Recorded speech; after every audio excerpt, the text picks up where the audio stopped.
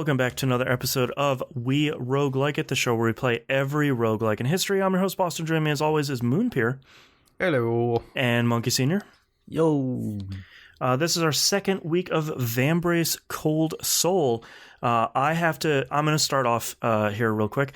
I have to admit, I was deathly ill this week. I had zero time to play pretty much anything, so I played none of this week, Trust me, dude, we all listened to the podcast from last week. We don't need you to tell us you were sick. I was in bad shape, even on Sunday, and boy, it was worse like on Monday and Tuesday.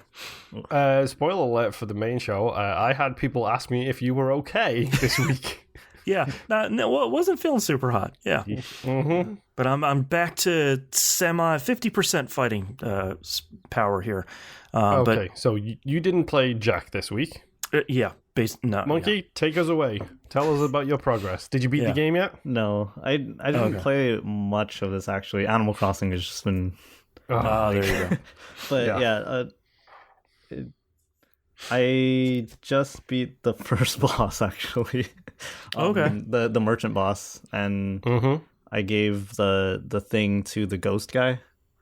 Okay. Because I figured I heard Boston giving it to the living guy, and I was like, you know what, at least one from the other side. And I figured like I've been using him a lot, like during the runs, and I bought like one thing from the living people, the actual town in the store. Yeah. Well, I regret my decision. Well, and the game does say like, hey, if you want to curry some more favor with the spirit vendors, then maybe you want to give it to this guy's. Have you seen the fruits of that decision yet? Well, I actually looked at they give you like some emblem like in your key items in the inventory, and it does say which like is an equipable +2 merchant to when you're talking to those guys. So oh, cool. Okay, yeah, interesting. It's pretty cool. Yeah, was it like a little pin with Lyric's face on it? It might be something like that. Yeah, because I got the same thing, but for the human side, and it's like this little cutesy like button pin that like I can equip on her instead of armor, and it gives her a bunch of stats. Yeah, it gives like 4 or 5 different stats, right? It's pretty good. Yeah. My team going into that was pretty interesting. I really like the elves in this game. They're so good. Which ones? So I have 2 on my team. One of them is like a swordsman elf, or swordswoman, I guess. And she has a skill that reduces damage by 3 for 2 of your party members. Whoa! Wow!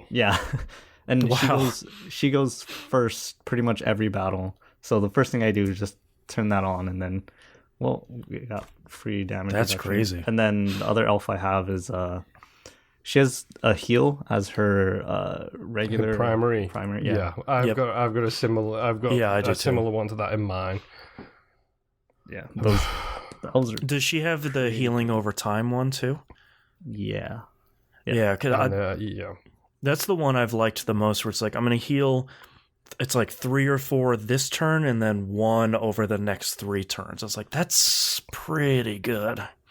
Yeah. The only issue with that one is it completely wipes out her thing, so all she can do from that point is her primary for like 5 turns. Yeah, with her, I usually, for the next couple of turns, I just defend. Because I haven't had to heal that much, so it's sort of like, all right, we'll defend, we'll raise your defense defending raises defense significantly, which is really nice. Yeah. What else do I have? Was for that boss battle, was there music for you guys? I am running into this a lot. The audio glitches. Oh, okay. Okay. That was super weird, especially for the boss fight. Like it was just like leading up to it, and then no music, so it was super awkward. Like them yelling at each other, and like, oh, okay. Yeah, like music doesn't loop at all. I get this consistently now, where music doesn't loop, or suddenly attack sounds won't happen, so I won't hear the clashing of swords or swords of flesh or whatever it is. Like I won't hear that, but I'll hear music, and then I'll hear like ambient noise, but nothing else. It happened with me with the previous game as well, but I'm hoping it's not a headphone issue, but based on the fact that everyone seems to be having issues with the past 2 games, then it seems to be just these 2 games. Yeah, I haven't listened. I don't have the sound on that often because it's the music is fine and like the sound effects are all fine, but it's nothing super. It's not like Darkest Dungeon where it's like, yeah, I want to hear the narrator. I want to hear all this stuff because it's all really great. Game. Yeah. Last thing I have is I think it's weird that the consumables and the equipment don't list their weights.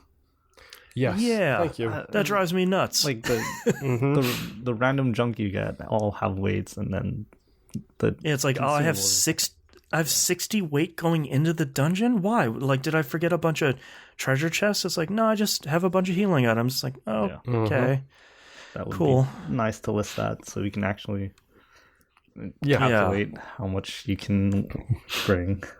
You make the tough decisions before you need to make the tough decisions and trash things. Right. Exactly. Which is annoying. It's all from me this week. I beat the second boss today. Hey, nice. Actually. Nice. I've solved a whodunit, which you'll get to eventually. Okay. I'm learning more about the world. Great. I like both of those factions. Things. Yeah. And I went into the second main exploration area, which weirdly enough is chapter 3. Okay. For reasons. Yeah. And I one-shotted the entire way through. I didn't kill people in one shot, but it took me one run to make it through that entirety of that section of that dungeon. And it was a mixture of playing okay and also taking more advantage of the campsites. Because I really sucked in that first dungeon of, it's just a campsite, I'm just going to walk on past. Now I have the healing lady, and she's got really good Overwatch, so it's like, okay, I'm going to entertain my people to get my vigor up, and then I'm going to sleep to get my health up, and then I'm just going to keep on trucking. Yeah, my fox lady, who is like I think she's an archery lady. She's my ranged. She has 5 Overwatch, so that has proven almost every campsite I'm staying at, because I like the idea of that vial that fills up with green stuff, but if you're playing smart and you're camping at least once per dungeon in a run, it never seems like it's filling up that quickly, at least in the first dungeon. It filled up a lot for me in the first dungeon because I was doing the thing I always do, which is I need to explore every room. Right. Yeah. I very quickly learned, nope, just beeline it. Just you don't really need 5 rooms and get to the end. Yeah. That's all that counts. So now that I'm doing that, it doesn't even really make it to the line, and I'll camp and do both the music and the sleep, which increases it by 10, and it's fine. It's just like, okay, sure, whatever. Yeah. I think I think on paper it's a really cool risk reward system, but I think there doesn't seem to be a risk, and the reward seems pretty great. So it just seems like, hey man, camp out, sleep a little bit, play some music, whatever. It's all good. Yep. So hopefully that will be a bigger thing later on. Yeah, I feel like the vial thing doesn't make much sense right now because there's not much upgrades for your team. That it seems like, so you don't need to go around gathering materials, and so the bar just never fills. And Moon have you unlocked more crafting plans or stuff? Like, does the upgrade path seem a little bit clearer now that you've progressed a little bit? Well, I just finished the third chapter, second dungeon, whatever you want to call it. I haven't done my loop around and spoken to everyone because there's a lot of story that happened at the end of that chapter. But the thing that I did notice was in that second dungeon, when I found a forge, it started unlocking blue recipes for me for the gear and stuff like that. Cool. So as soon as I started looking at them, I was like, well, I don't have anywhere near enough materials for that. So I'm hoping that now that I'm done with them and I'm back in town, once I've spoken to everybody, hopefully I can go and use the forge in town to use the items from my actual box, which I have a lot of, to loop back in and get those upgrades done so I can actually power up my team. That's cool, because that was my concern, where it's like, we talked about this in the first episode, where it's like, how am I supposed to progress my party. Like I don't there doesn't seem Lyric has her own stats that she can upgrade, but like how am I supposed to make better stuff to get through the dungeon? So I'm glad that stuff is unlocking. Just curious, what did you guys put your first point into? That combat. Yeah, I did combat. I haven't spent it yet because I think I need to progress the story a little bit to lead up to the next dungeon, and then it'll get me. I think I'm like right before that. Yeah.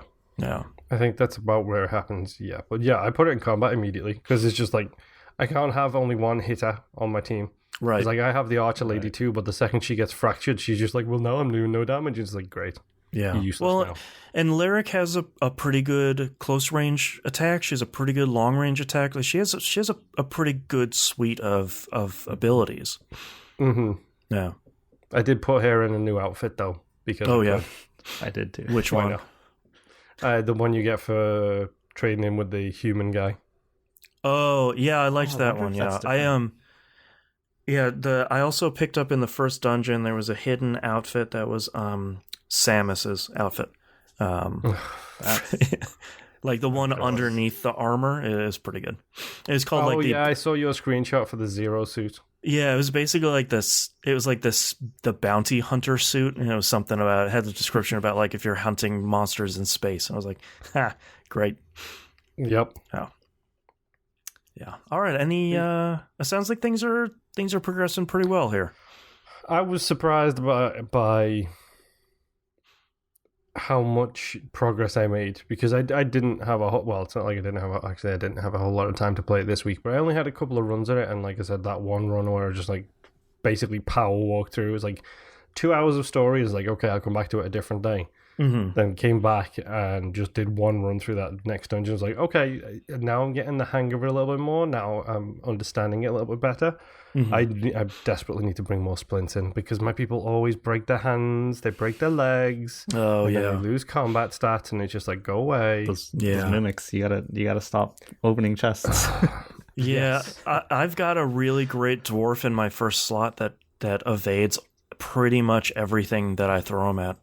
It's been pretty great. Interesting. I might change because my main guy is one of the Guardian looking fellas, so I might change them out for a dwarf and see if that's any different. Yeah, because there was something like in that guy's skill set specifically that has something about like traps and surprises, where it's like, all right, you go in the first slot, you're going to interact with everything. That's worked pretty well. Yeah. All right, any final thoughts here for week 2? Not at the moment. So far, so good. Keep on keeping on. Death Stranding. All right, thank you very much, everyone, for listening. We'll see you next run. Bye. Bye.